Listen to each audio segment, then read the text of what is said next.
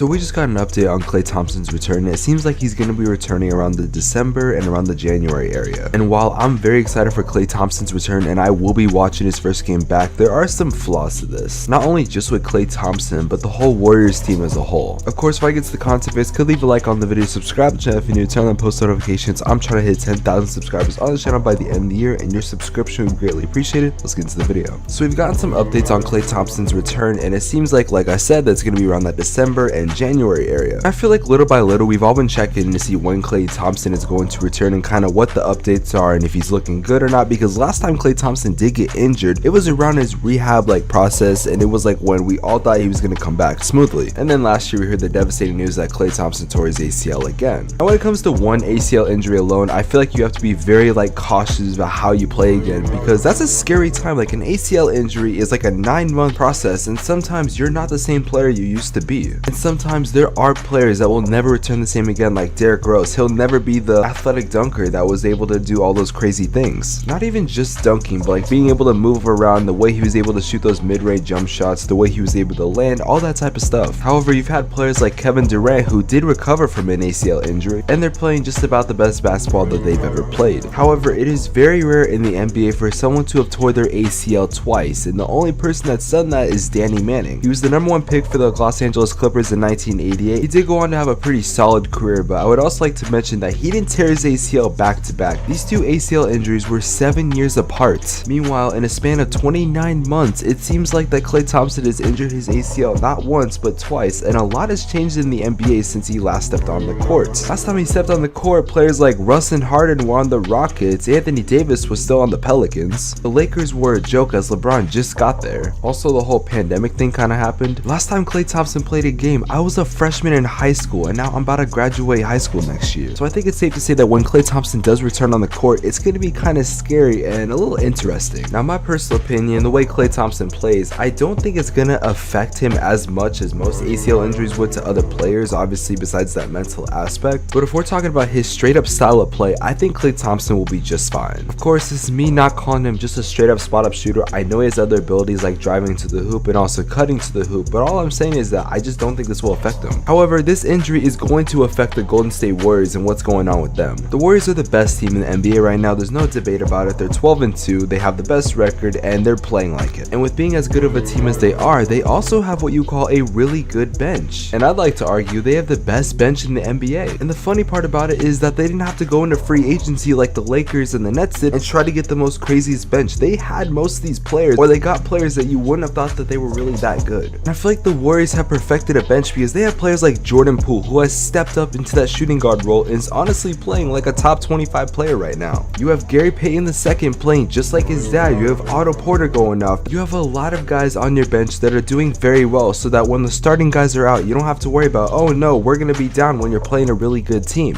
However, there are guys that have fallen out the rotation like Moody and Damon Lee. So when Klay Thompson comes back to the lineup, what are we going to do with it? Jordan Poole's going to fall off the starting lineup because obviously we're putting Klay Thompson back in unless we want to ease him in for around about 5 to 10 games. But even after that 5 to 10 game stretch, you're going to have people wanting Klay Thompson in. Now, like I said earlier, I don't know if Klay Thompson's going to get affected by this injury. In my personal opinion, I don't think he will, but you never know. However, at this very moment, Jordan Poole is very healthy. So it does suck for Jordan Poole that he's going to be losing his role as the player he's been playing as, because now you have Klay Thompson coming back. And I mean, I think he could do what he's doing coming off the bench, but it's not going to be that easy. Also, James Wiseman is still injured, so what are you going to do when he comes back? Mind you, Jonathan Kuminga is still on the bench, so what are you going to do? Are you going to shave off some of his minutes? There's a lot you could do in this scenario. Now, if it was me personally, I honestly would have Klay Thompson coming off the bench for a while, and not 5 to 10 games. I'm talking 20 games. Because with the 2 injuries he's had, you don't know if it's going to happen again. You really don't know. And I'm not one to say that Jordan Poole is better than Klay Thompson, but all I'm saying is that we haven't seen Klay Thompson in 2 years. We don't know how he's going to play, and the Warriors are in a groove right now. The term "if it ain't broke, don't fix it" still applies to this. Even if Klay Thompson would be an amazing addition,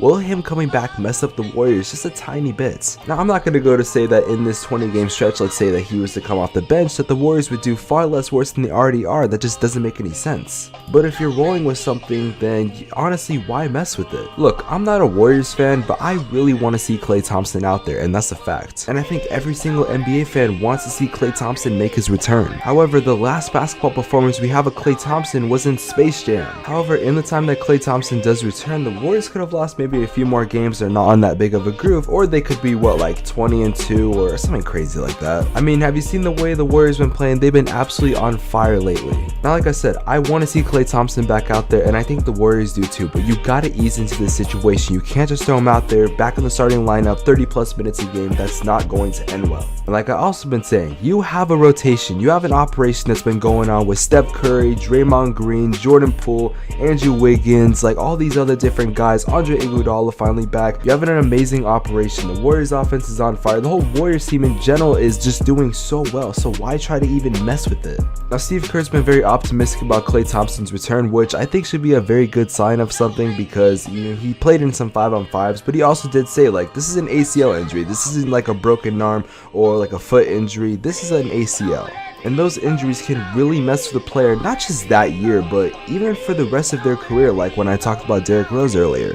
I guess my final thoughts on the situation is this: when Klay Thompson does return, I hope the Warriors at least like are kind of settled and have an idea of what they want to do when he does return. I personally think that Jordan Poole should stay in the starting lineup at least until we ease Klay Thompson in the rotation, like maybe even not even as a 6-man, but maybe just have him like in the rotation in like the 7th or 8th and even 9th spot, and then game by game, as we see like, okay, he can still do what he has to do, then we slowly bring him up back to the starting lineup. It gives Jordan Poole the chance to still do what he's doing. It gives the other players to show what they're doing and all the other type of stuff. On top of that, if some players are not playing well, then who knows, Klay Thompson could take their spot. The Warriors are playing the best basketball they've played since what, like 2017, something like that. I think there's no question this is the #1 team in the NBA. I think the question now is like, what's number 2 and 3, which right now is my Phoenix Suns. But all jokes aside, guys, if you guys did enjoy this video, make sure you do leave a like on the video, subscribe to the channel if you're new, turn on post notifications.